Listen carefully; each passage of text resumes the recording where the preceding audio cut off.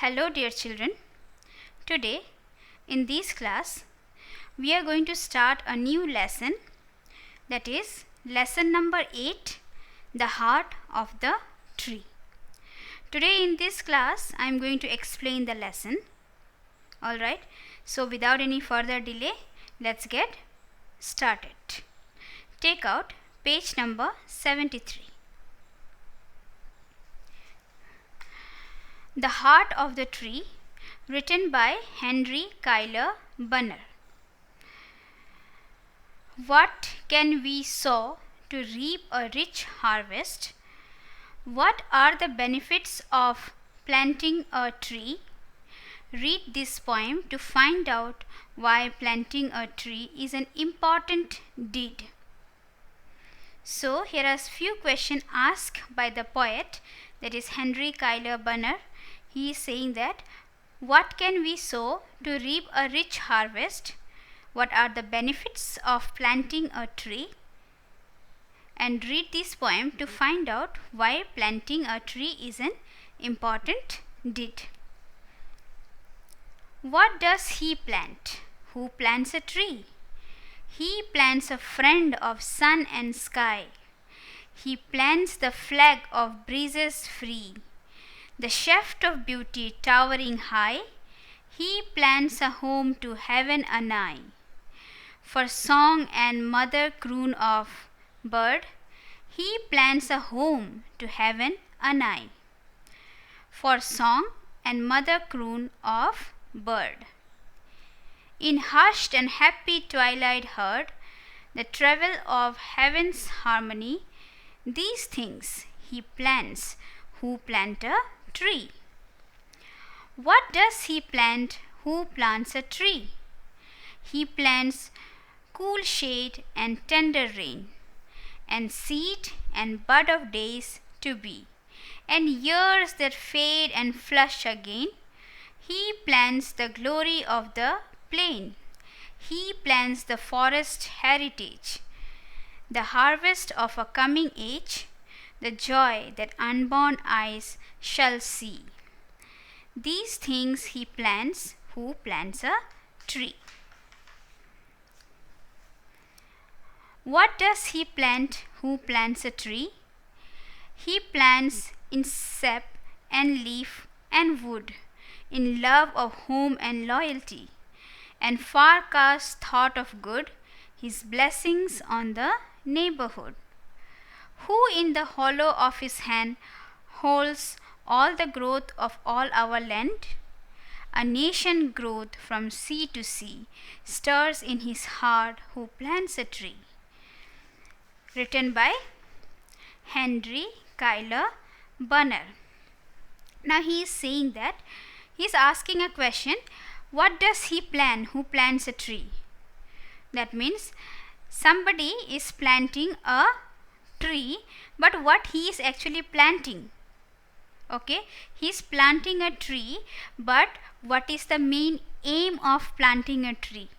What is the main motive behind planting a tree?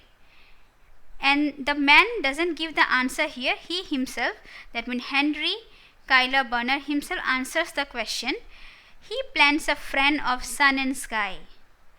Now he is saying that he is planting a tree, and that tree is a symbol of friend, symbol of a friend who is a friend of sun and sky. How? Once the plant will grow, yes, when you plant a seed, then a sapling grow, right? Then from there what happens, slowly you pour water, then with the help of sunlight it starts growing.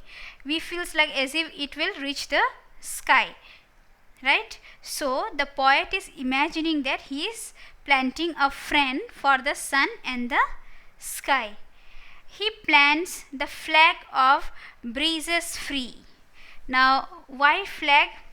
When we are hoisting a flag, there is a stick and then flag is there, a cloth is there, right?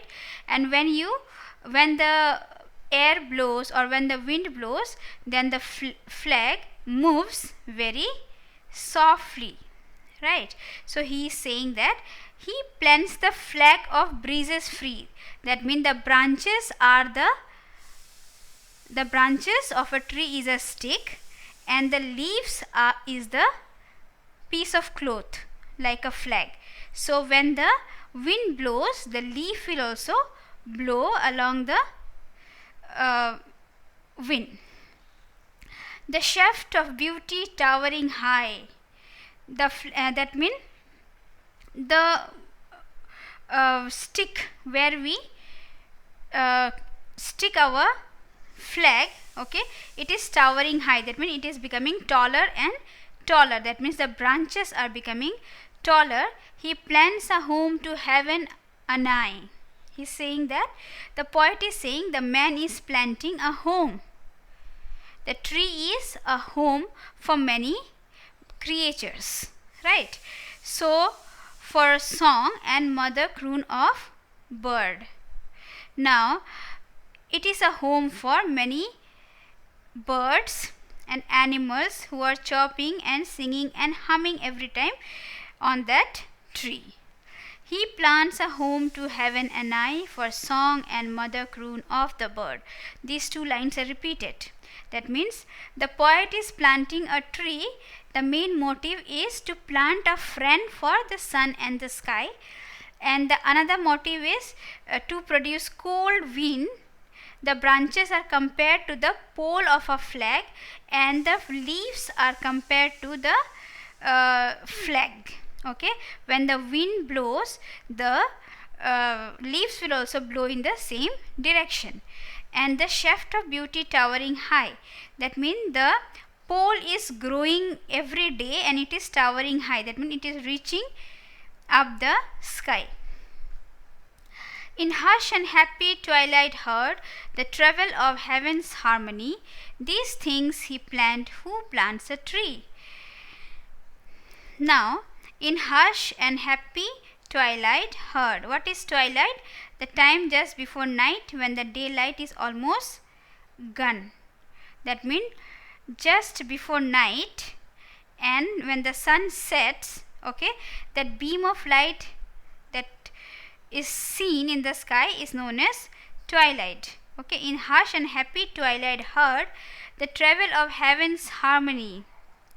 Now, what the highest note of music, that means the birds are singing there, they are making sound, the animals are jumping here and there, so it produces a harmony, a peaceful music. These things he plants who plant a tree. The poet is saying again and again, these are the things he is planting while he is planting a tree. Okay, what does he plant who plants a tree? He plants cool shade and tender rain, and seed and buds of days to be, and years that fade and flush again. He plants the glory of the plain. He plants the forest heritage. Now again, second stanza also starts with the same question. What does he plant who plants a tree? He plants cool shade and tender rain. We know that trees gives us shade and also it gives us rain, right? And seed and birds of days to be. That means the seed which we are planting today, okay, the trees will produce seed and bud in future. Seeds and birds the trees will grow in futures. Years will pass, but the tree will remain there. And years that fade and flush again. After years and years and years, the seed will go into sapling into plants into trees, right?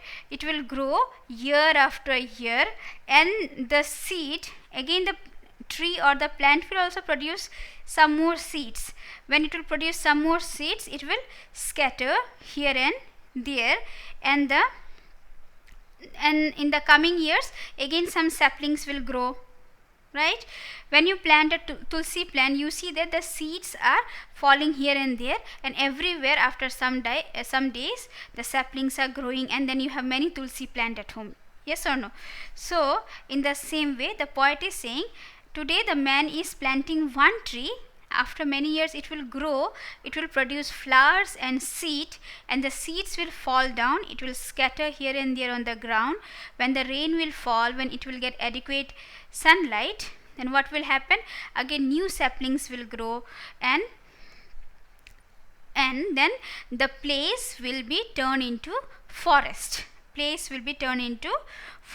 see, he plants the glory of the plain, he plants the forest heritage. That means with one tree he was able to produce more trees. The harvest of coming age, the joy that unborn eyes shall see, these things he plants who plants a tree. Poet is saying that in the coming years, okay, those who are unborn, those who have not come to this world, small children and all, they will in the coming years see the forest growing and the place looking very beautiful. Okay, these things he plants who plants a tree. So while planting a tree, so many positive things are happening, right? He is planting a friend for sun and sky, he is planting a cool breeze for everybody, he is planting homes for birds and animals. Now that plant, what he is planting, is producing us shade and rain, and after some years again the same plants will scatter its seeds here and there and will produce many more saplings, and that saplings will grow into a tree and it will make a very beautiful forest, which will not be seen by us, but in the future the future generation will see a beautiful forest. Turn the page. What does he plant who plant a tree? He plants in sap and leaf and wood, in love of home and loyalty. Now the poet is saying that by planting a tree, the man shows his love and loyalty for his earth, his sense of civic duty, and his blessing on the neighborhood. That means he was planting trees, it is for our good only. He planted the trees in sap, that baby plant, and then leaf, and then we cut some stem and then we plant, right? So in this way he planted many plants in this way. Either he has planted a sapling, or he has planted a leaf or a branch or a stem. Why? Because he want to show his love and affection for his mother earth. Okay, he want to show his love and affection for the earth. He want to show that he is very loyal for this earth.